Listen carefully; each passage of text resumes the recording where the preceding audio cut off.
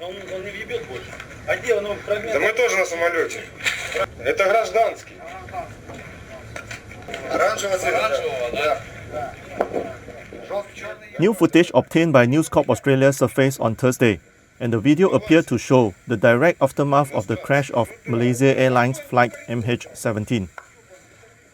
A full report on News Corp Australia's website said that the footage was filmed by separatist rebels at the crash site in eastern Ukraine, as they began to realize the downed plane was a commercial plane and not a Ukrainian Air Force fighter jet. The report said the separatists shot a ground-to-air missile at the plane, believing it was a fighter jet.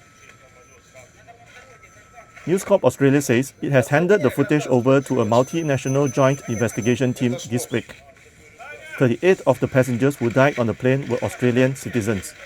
A total of 298 passengers and crew members perished in the tragedy. News Corp Australia also reported that its investigation reveals that a unit from Donetsk in Ukraine was dispatched shortly after 3 p.m. local time, 2 hours after contact by civilian air traffic control was lost, to hunt Ukrainian pilots who reportedly parachuted after their aircraft was shot down. Meanwhile, Ukrainian President Petro Poroshenko vowed in a video message on Friday that Kiev will eventually bring the people who downed the plane to justice.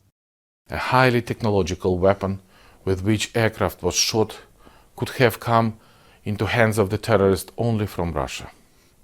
It would not have happened without a participation, without a direct order from the highest political and military leadership of the neighboring state. Today, our people recall this tragedy and share the grief and sorrow of the families who lost their loved ones.